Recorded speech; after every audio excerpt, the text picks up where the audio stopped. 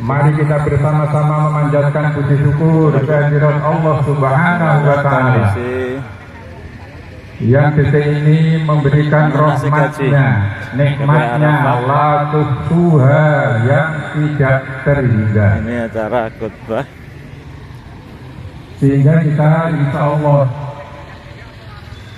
bisa melaksanakan ini dari secara jangka 18 rukun Islam yang kita anut selama ini.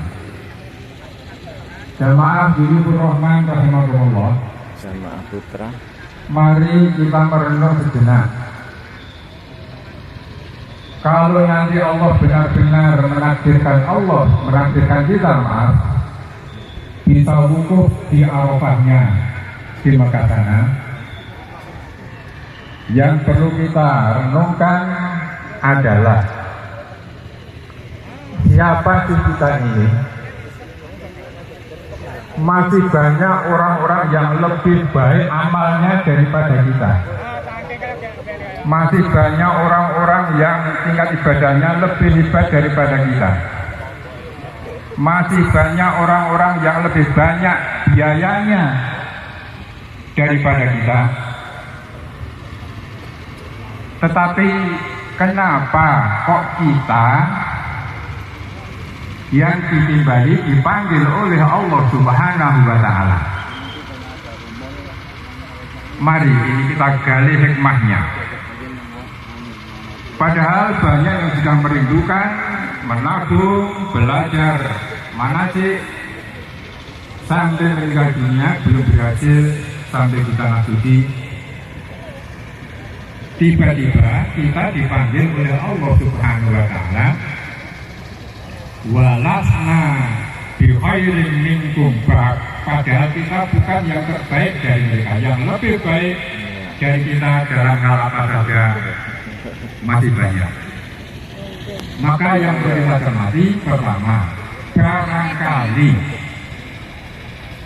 Allah sangat paham dan tahu kepada kita karena kita ciptaan. Barangkali di antara kita banyak yang dosa-dosanya melimpah ruah, sehingga kita dipanggil khusus untuk diampuni di tempat yang dijanjikan, yaitu Padang Arafah, di mana Allah akan mengampuni dosa-dosanya. Barangkali Allah tahu di antara kita ini ada orang yang khianat, zalim kepada orang tuanya, sehingga kita dipanggil khusus untuk dibina langsung oleh Allah di sana. Barangkali di antara kita ada yang belum rajin ibadahnya, masih belum betul-betul sholatnya, tapi karena Allah sayang kepada kita, kita dipanggil khusus ini untuk menghadapnya di tanah suci. Oleh karena itu, labbaik Allahumma labbaik, labbaik la syarika laka labbaik, innal hamda wan ni'mata laka wal mulk la syarika lak. Berikutnya dipanggil oleh Allah. Labbaik Allahumma labbaik, ya Allah, kula ingkang sowan ya Allah. Kewajiban itu kita artinya, rukun. ya Allah menika kula Yang kelima, piyai yang sugih dosa ya Allah, yang banyak ibadah haji. keteledoran, ingkang sowan nuwuni dawuh panjenengan ya Allah. Labbaik Allahumma labbaik, labbaik la syarika laka labbaik, ya Allah kula berjanji kula mboten badhe musyrik mulih ya Allah.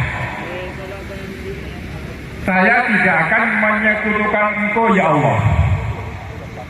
Kula berjanji ya Allah, yang ben menawi kula sampun kundur wangsul teng tanah suci, saya hanya akan menuhankan Engkau ya Allah.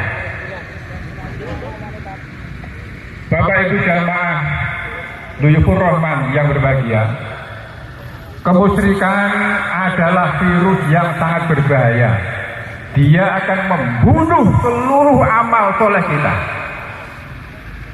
seluruh amal ibadah kita. Kalau mati belum bertobat dari dosa syirik, semuanya tidak ada harganya dan tidak diterima. Pada kemusyrikan itu sangat-sangat lembut dan sangat susah untuk dideteksi. Banyak orang-orang yang tidak menyadari bahwa yang memberikan segala sesuatunya ini adalah Allah. Tiba-tiba fasilitas yang diberikan oleh Allah malah digunakan untuk berkhianat kepada Allah. Labbaika la syarika laka labbaik. Kita berjanji hanya untuk menuhankan qul huwallahu ahad, Allahu samad, Allah satu-satunya tempat bergantung kita. Labbaika la syarika laka labbaik. Innal hamda, ya Allah saya sadar bahwa puja dan puji hanya milik-Mu ya Allah. Sadarkan saya ya Allah setelah pulang ke tanah air, saya tidak akan gila hormat ya Allah. Saya tidak akan sibuk untuk mendapatkan pujian manusia. Tidak sibuk untuk mendapatkan agar manusia mengatakan saya adalah orang hebat, saya orang cerdas, saya orang pandai. Karena segala puji hanya milik-Mu ya Allah, dan kami tidak akan memuji siapapun kecuali hanya Engkau ya Allah. Penderitaan yang paling pahit di dunia itu ketika manusia berbuat sesuatu mengharapkan pujian dari manusia, mengharapkan pengakuan dari manusia. Itu penderitaan yang paling pahit. Kepengen dipuji, kepengen dianggap pinter, kepengen dianggap kaya, kepengen dianggap lincah, kepengen dianggap dan sebagainya. Itu adalah puncak penderitaan. Innal hamda wan nikmata, seluruh nikmat ini hanya milik-Mu ya Allah. Hari ini Engkau menitipkan nikmat kepada kami ya Allah. Sadarkan diri kami ya Allah. Nikmat mata bisa melihat, telinga bisa mendengar, pikiran bisa untuk menganalisa, hati bisa untuk merasa. Tetapi ketika tiba-tiba nikmat Allah yang dahsyat itu digunakan oleh manusia untuk mengkhianati Allah. Matanya untuk manusia, untuk maksiat, tangannya untuk maksiat, pikirannya kotor. Rizki yang diberikan oleh Allah malah untuk digunakan untuk mengkhianati Allah. Ini adalah kejahatan manusia yang paling jahat di muka bumi ini. Tidak tahu balas budi kepada Allah Subhanahu wa ta'ala. Innal hamda wan nikmata wal mulk, dan kekuasaan, pangkat, jabatan hanya milik-Mu ya Allah. Jamaah Dhuyufur Rahman, jabatan, harta benda, kekayaan oleh Allah diberikan kepada siapa saja, tidak hanya kepada orang soleh. Orang jahat pun dikasih harta benda, dikasih ilmu, dikasih jabatan. Kalangan penjahat pun ada pejabatnya.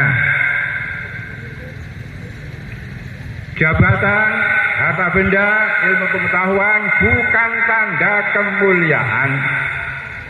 Maka jangan bangga dulu ketika jadi pejabat, jangan bangga dulu ketika kita menjadi kaya raya, jangan bangga dulu ketika kita menjadi ilmuwan.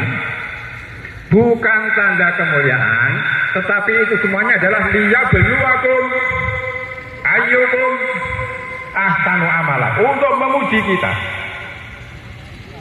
Inilah yang harus kita laporkan kepada Allah Subhanahu wa ta'ala nanti di padang Arafah yang sungguhan, agar hati kita disinari oleh Allah Subhanahu wa ta'ala. Jamaah Dhuyufur Rahman yang berbahagia, kenapa semua ini tidak begitu dipahami oleh manusia yang rata-rata mereka cerdas, berpendidikan tinggi, bahkan ibadahnya pun tidak kurang? Salah satu penyebabnya adalah karena butanya mata hati. Oleh karena itu, al-hajju Arafah, haji adalah Arafah.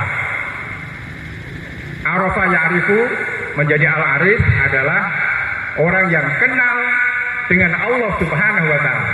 Diharapkan ketika kita berhaji nanti, kita menjadi orang yang arif, yang ma'rifat, yang kenal kepada Allah Subhanahu wa ta'ala. Orang yang tidak kenal kepada Allah, pasti dia tidak akan menuhankan Allah.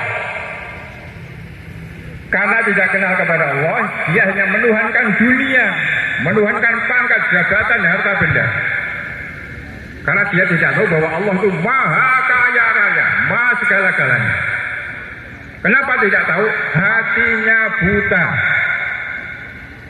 Sehingga hatinya gelap gulita, tidak bisa membedakan mana yang haram dan mana yang halal. Oleh karena itu, menurut hemat saya ketika kita di Arafah nanti, minta kepada Allah supaya pertama hati ini dihidupkan oleh Allah. Ketika hidup hati ini kemudian disingkap, dibersihkan dari noda-noda dan dosa. Karena kalau hati itu kotor, ibarat penjenengan numpak mobil, kaca depan itu kotor sekali, sehingga jalan tidak kelihatan. Jalan raya yang melintang tidak kelihatan, padahal jalannya ada jalan itu. Kenapa? Dihalang-halangi oleh kaca mobil yang kotor itu. Oleh karena itu nanti akan nabrak-nabrak yang halal, yang haram, semuanya ditabrak karena tidak kelihatan. Bukan tidak ada jalan keluar dalam masalah hidup ini. Jalan keluar melintang luas. Kenapa tidak kelihatan? Hatinya buta oleh kotoran-kotoran dosa. Masya Allah. Jamaah Buyukur Rahman yang berbahagia, ketika hati ini kotor, maka kotoran hati nanti akan menjadikan dosa. Padahal dosa adalah penyebab segala permasalahan kehidupan. Dosa adalah penyebab segala macam penyakit. Penyakit badan penyebabnya dosa. Penyakit organisasi penyebabnya dosa. Penyakit rumah tangga penyebabnya dosa. Penyakit politik penyebabnya dosa. Penyakit hukum yang tidak jalan penyebabnya dosa. Masya Allah. Oleh karena itu kita harus sungguh-sungguh membersihkan hati ini agar tidak ada dosa. Ala abdulukum ala gaikum wa dawaikum. Maukah anda wahai sahabatku, saya tunjukkan apa penyebab penyakitmu dan obatnya. Inna da'akum azunu, penyebab penyakitmu adalah dosa-dosa itu.